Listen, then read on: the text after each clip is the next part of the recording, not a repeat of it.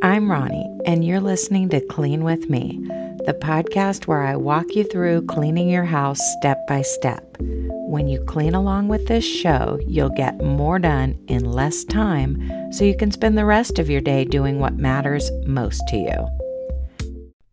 Thanks for joining me in today's episode. I'm going to talk you through a bare minimum morning routine, and I'm going to assume that you have some dishes from the night before. If not, give yourself a pat on the back and work on something else during that portion. And I apologize if you hear traffic sounds in the background. I am recording this in my husband's truck outside of the eye doctor.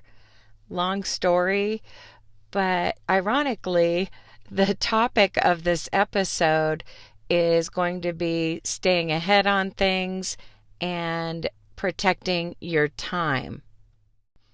And even though this is a morning routine episode, this would work for any time of day when you just need to quickly get a few things done so you can move on to something else.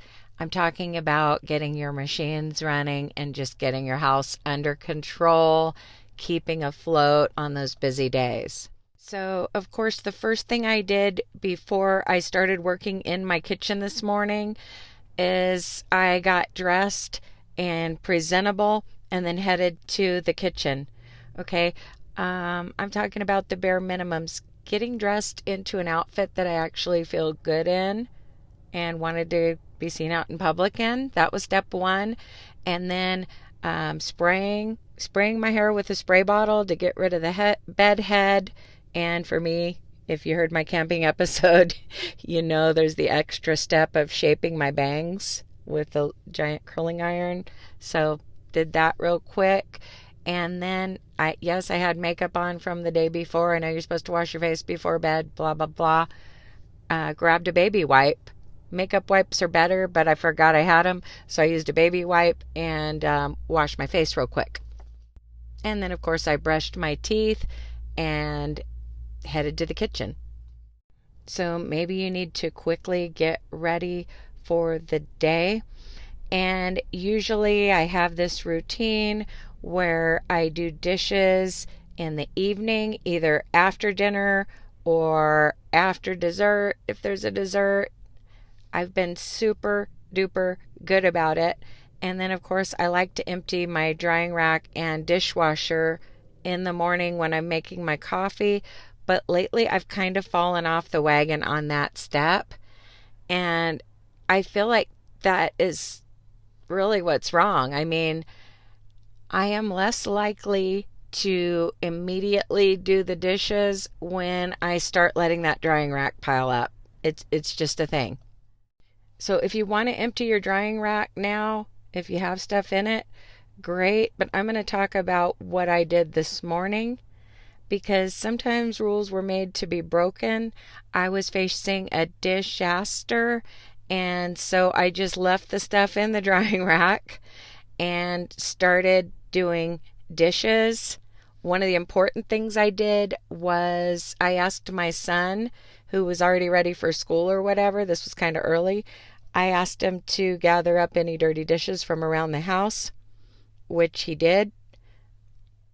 So right now you should either be doing dishes, or if you're caught up on dishes, straightening your house starting at the front entrance and then wiping down some surfaces in your kitchen while I talk.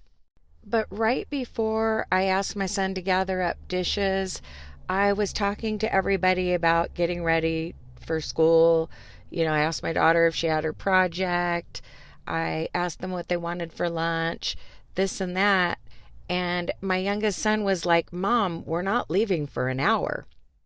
And that made me feel really good. But I was thinking I should talk about this on my podcast, because I tend to allow more time for things than I did when I was younger.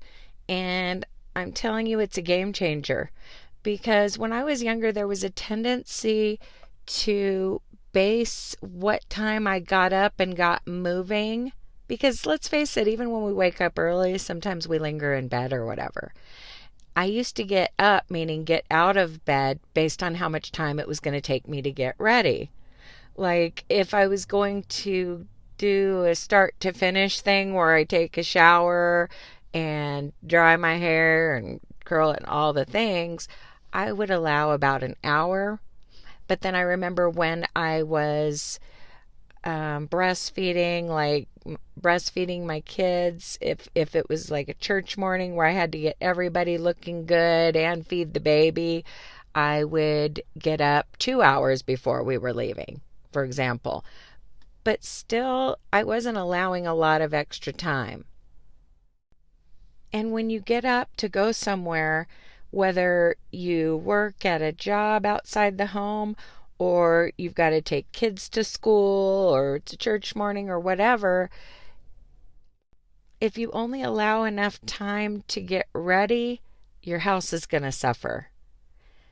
It felt so good being able to spend the necessary time in the kitchen to get down to virtually dish zero. I'll admit I found a forgotten bowl with some dried on food on the table. There were some other items, my daughter's artwork and stuff that she's working on, so I didn't notice that bowl until some stuff was dried on it. Okay, being totally honest here, this probably should have been something I'd talk about on one of the subscriber episodes because that's kind of embarrassing. But there was a bowl with dried on food that had just been sitting there and I hadn't noticed it because it was on the side of the table where she's creating these paintings. So that one bowl is soaking with some hot water and Dawn dish soap and a couple equally dirty utensils in it. But I almost got down to dish zero and that felt really good. And then my husband realized we were going out together to drop one of the kids off at school, take the other one to the eye doctor, and he realized his keys were missing. But when I realized that I was totally ahead of the game, I was like, okay, we have 10 minutes to look for the keys. If we don't find them within 10 minutes, we're going to have to borrow Joseph's car and then bring it right back to him. Or drop him off at the college or something. My son is in, if you're new to the show, my son is a senior, but he's concurrently enrolled in college. He's in the early college program. So he usually needs his car because he's going to classes at random times. But that extra 10 minutes that we had where we were all ready to go gave us time to find the keys. And my husband mentioned something that he did the day before and it kind of sparked my memory and I realized where he might have left the keys. My point is I avoided so much stress by getting up earlier than necessary, allowing myself to not only get ready but also to clean, allowing myself time to not only get ready but also to clean, and even having everybody ready in time to look for the keys. The only thing that wasn't done was my makeup, and since I was a passenger, I put on mascara while my husband was driving. And then I told him I'm going to let my skin breathe today, and he's like, oh, it doesn't breathe on other days. He had no idea what I meant, but you ladies probably know what I meant. I wasn't going to wear foundation. Hopefully you're plugging away on your dishes. If you haven't already done so, be sure to gather dishes from around the house and get those dishes soaking early. I didn't notice that dish with the dried on food until I was almost done doing dishes. That's why I left it soaking in the sink. I totally wouldn't have had to do that if I had found it at the beginning of the dishwashing session. It would have soaked while I emptied and reloaded the dishwasher and then hand washed some stuff, and then it would have been ready by the end for me to easily wash it without a lot of scrubbing. But it was something I kind of found at the end. So I definitely recommend getting those difficult items soaking early in your dishwashing session. Something I wish I would have done is started a load of laundry, but I don't feel too bad about that because the washer and dryer are both empty. If you need to switch some laundry from your washing machine into your dryer, I give you permission to walk away from the sink for a minute and do that. It just feels so good to get your machines running in the morning. Yes, I could have done a load. My bedroom hamper has some dirty clothes in it, so I do have enough for a load, but it wasn't like top priority this morning, especially because I was going to be out and about all day.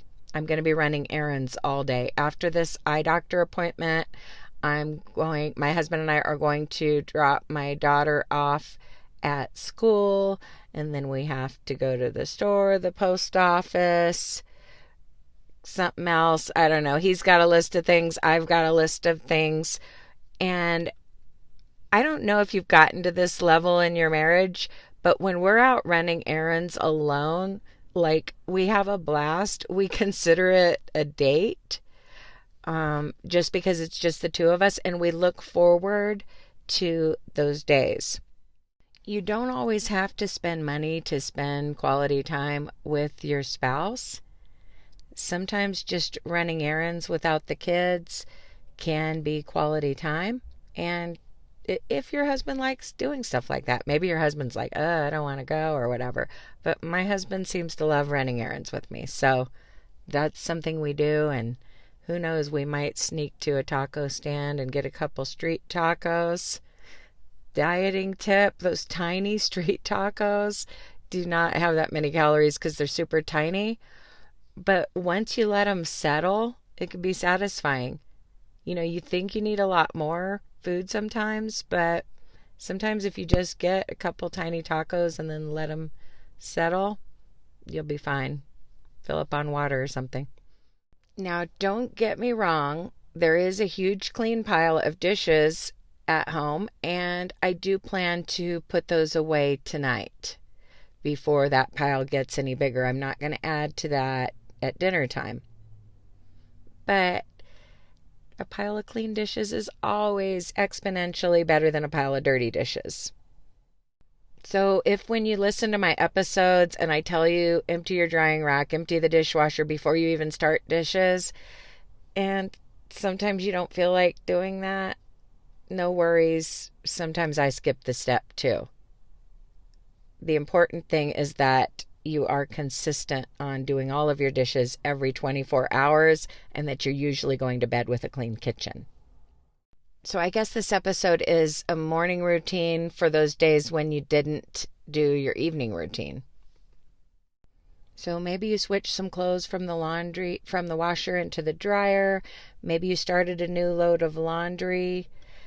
If you're walking out the door, it's not the best time to start a load of laundry, but we were going to be running errands around town, and we are going by the house at some point, because if you listen to the show often, I like to think about dinner before noon if possible, and I do plan to swing by the house late morning and start a bone-in turkey breast in the crock pot, which is something I love to do.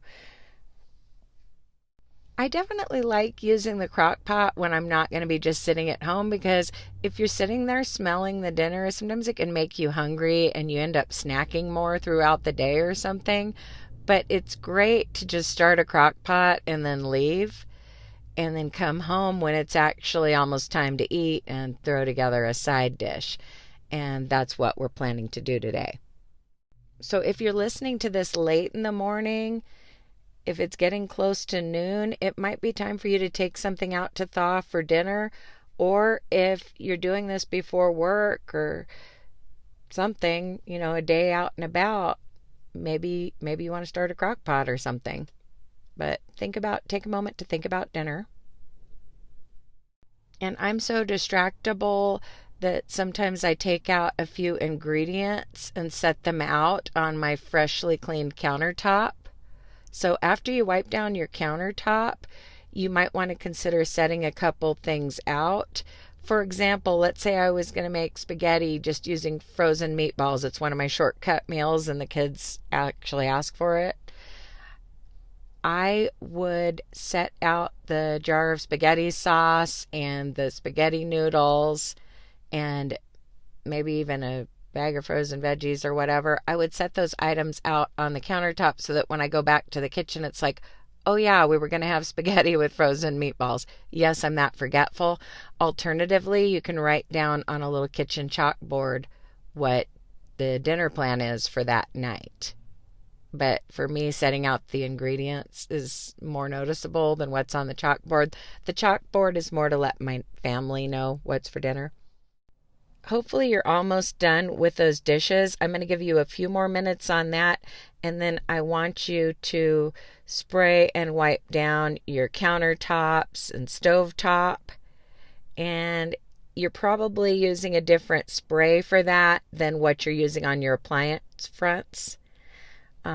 Lately, I'm using like a Method spray. It's just whatever I have on hand. I usually use like Myers or Method or something. This is not sponsored, but I usually use something like that.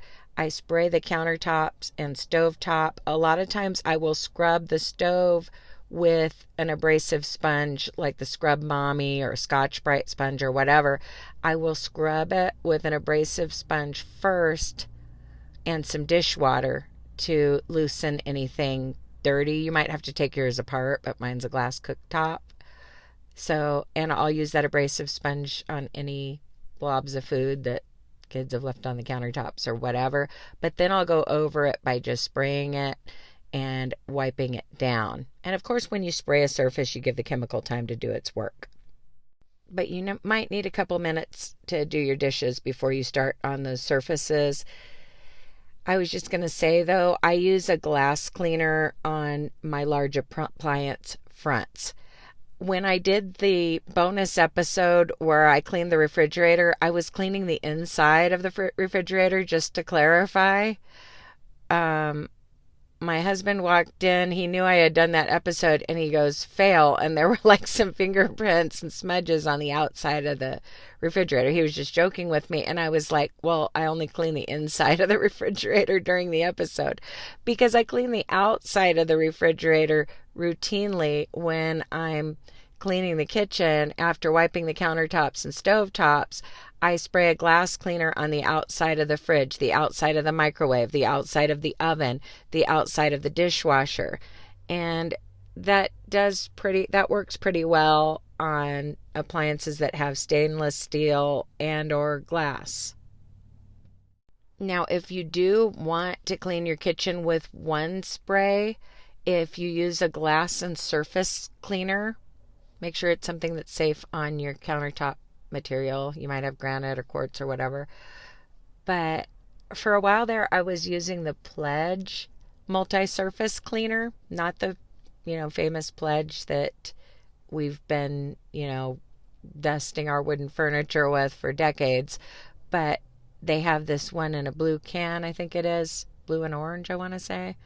That is a glass and surface cleaner. It's a little pricey. It's not all natural, but sometimes it's convenient to use just one spray. Or maybe if you're delegating the chore to someone and you're worried that they're going to use the wrong spray and like cloud up your stainless steel surfaces, sometimes you got to make it easy on people, and just kind of an all-in-one glass and surface cleaner can be good for cleaning the kitchen with just one spray.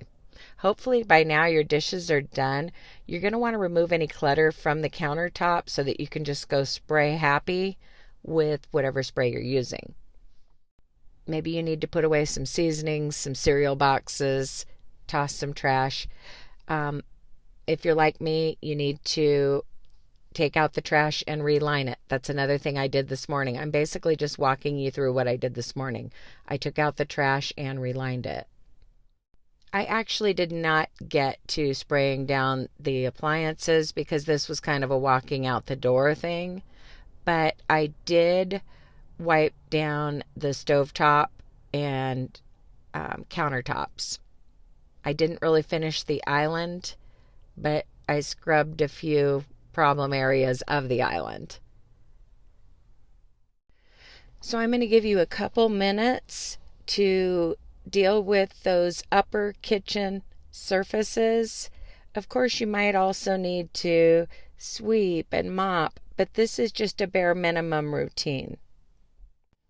So if after wiping down your countertops and stovetops, your floor has, you notice that your floor has crumbs on it, or there's a sticky spot or whatever, you might want to spot sweep or spot mop. Remember, it's not all or nothing. Like, I was still able to do dishes even though I didn't put away the clean stuff. So while you're dealing with those upper surfaces in your kitchen, your countertop, your stovetop, your appliance fronts, your sink, the area around the sink, and maybe doing a spot sweep and mop as far as lower surfaces, or maybe wiping some smudges off of the cabinets, I wanted to talk about something that I brought up earlier, and that is protecting your time. Now, whether you're a stay-at-home mom or you work a job, I think that just as a woman, you need to have a weekday or at least a weeknight where you do whatever you want to do. Let me explain. On the weekends, we usually have family stuff to do. Okay, Sundays, you might go to church. Saturdays, you might get together with your in-laws or have birthday parties or sports practices to do. There are usually things that you have to do. And as a woman, let's face it, we have a lot of responsibilities. So right now, my day that I'm kind of protecting is Mondays. Okay. Mondays are a day where I might take care of errands that need to be done during the week when stuff's open, or I might just want to go to lunch with my husband or whatever, but I'm going to say no to a lot of things that come up on Mondays because I need that time. It's just how I function. And you might be saying, oh, that must be nice. I don't have a weekday off or whatever. If you're someone who works a Monday through Friday job, don't worry. I've been in your shoes. At my previous job, I was working for almost 2 years, a 40-hour job. Yes, it was remote, but it was super demanding. And during that era, my Thursday nights were my night that I kind of protected because my kids don't go to school in person on Fridays, so they never really had homework on a Thursday night. So I knew I didn't have to help anyone with homework. And that was usually the night that my husband and I would watch a movie together or something. And I would just say no to a lot of other things because there are usually going to be people who want you to do things. You know, everybody has different schedules, and people are going to ask things of you on your day off, so to speak. And a day off could be a day that you do nothing, or it could be a day that you get caught up on errands or whatever. I mentioned earlier, when my husband and I run errands, it's like a date for us because it's just the two of us. All the kids are at school on Monday, and lately he's free on Mondays, and so we run around and do our thing, and I'm not giving that up. Yes, I am asked to do other things on Mondays, but I say no. I say I've got things to do.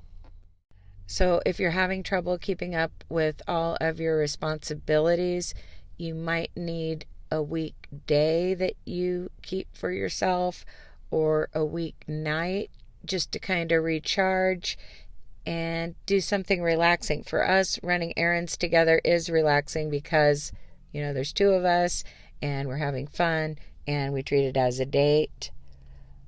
But I'm not saying you're going to do the exact same thing with your weekday or your weeknight off. It's up to you what you do, but you've got to say no sometimes because there are always going to be people with their own routines making their own demands.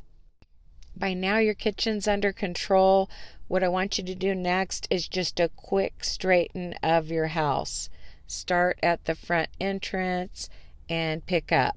Maybe you have toddlers who messed up your living room, or maybe your dog has drug out all of its toys, or maybe you left some things out. Let's get those front entrance areas and living areas quickly picked up. And you may be saying, oh, my room is picked up, like, my kids are adults, or I don't have kids. My living room, my bedroom are totally under control. Great. What about straightening up the bathroom? Do you have a lot of clutter on the countertop? Did you leave out your makeup, curling irons, things like that? I mean, maybe you leave the curling iron out to cool, but are there items that don't belong out that you need to put away? Or did your kids just go to school and they kind of made a mess getting ready? Because let's face it, when people are in a hurry and they're trying to go somewhere, they can make a mess in the process. Okay? For example, I don't typically like to have anybody over on a Sunday because there's kind of an aftermath where we're all getting ready and rushing out the door to get to church or whatever. That's normal, and sometimes that can happen on a weekday if people are going to work or going to school. So far, you probably have gotten your kitchen under control. You've gotten down to dish zero. You've done a laundry switch or even started another load of laundry. You've thought about dinner and taken something out for dinner. Now it's time to just get the house at least picked up. So hopefully you're just being a busy little bee right now, walking around picking things up in your living area, your front entrance. I like to start there. I like to start with those first 10 feet by the front door, and then I expand that out to everything that can be seen from the front door. Then I go a little deeper. What about making your bed? Have you made your bed yet? Sometimes you can't make your bed when you first get out of it because someone's still in it, whether it's your toddler or your spouse. Or what about your laundry room floor? Are people missing the hamper when they're tossing clothes in the laundry room? Or did somebody leave a towel or their clothes or shoes on the bathroom floor? If they're home, have them pick those items up, but if not, you might be picking up after them. Again, I apologize for road noises. I'm recording in a parking lot, and I'm not usually doing it like that. And obviously, I'm kind of rattling things off. I don't expect you to be picking up the room I'm talking about. I'm just giving you reminders. Is your laundry room picked up? Is your bedroom picked up? Is your bed made? Is your living room picked up? Have you straightened the couch cushions in your living areas? Is there some kind of a glaring problem that needs to be dealt with? Something that's been spilled or just a mess that's making you feel stressed? By the way, I know this is a short episode, but you'd be surprised how much you can get done in just one of these 5-minute pickups, especially after you've built up some momentum by cleaning the kitchen. Once that's out of the way, nothing can stop you. And if your house is already picked up, by all means, grab a vacuum and vacuum your front room, your living room, your family room, whichever room needs it the most. Or maybe your bedroom's picked up and you haven't vacuumed it in a while. I know a lot of times our dogs track in these little stickers called goat heads. So it's important that we vacuum our bedroom super often. Otherwise, we're stepping on these stickers that the dog tracks in and they get on the carpet. We've all got different little issues in our house, and we need to prioritize accordingly, so our minimums are not always the same. But like I was saying, I know this is a short episode, but if you want to get your whole house clean, you've got more time and energy, and you can do more than just a morning routine right now. I encourage you to subscribe to the Clean With Me Unplugged episodes. I also refer to them as bonus episodes. Okay? If you support the show financially in any way, you unlock those episodes. And of course, there will be a link in the episode description to my website, cleanwithmepodcast.com, and you'll find instructions there for supporting the show, whether on Apple Podcasts, which is the Purple Podcast app if you're listening on an iPhone or iPad, Spotify, Patreon, and there's even a Patreon integration with Spotify. If you're listening on Apple Podcasts or Spotify, these bonus episodes are probably already being advertised to you, but if you're not sure how to access them, again, you can visit my website, cleanwithmepodcast.com. Hopefully your house is almost picked up so that you can go do whatever you need to do today. Maybe you're taking your kids to school, or you've got to go to work, or something else. But a good morning routine like this can help you stay ahead of the game. And if you don't have a morning routine, you might want to consider getting up an hour earlier. Just keeping up on things, staying ahead on it, makes it so much less overwhelming. And when you have more time, listen to a bonus episode. Because, of course, you need to do a weekly deep clean. And don't let other people sap your time. Sure, you want to do things for others. You want to be available most of the time. But you need a day or a night to yourself to do whatever helps you relieve stress and keep up on your life, whether you need it for recreation or downtime, or you just need it to catch up on your errands. Make sure that you are protecting your time. I hope you got a lot done during this episode. I hope you have a wonderful day. As always, happy cleaning. I'll talk to you in the next episode.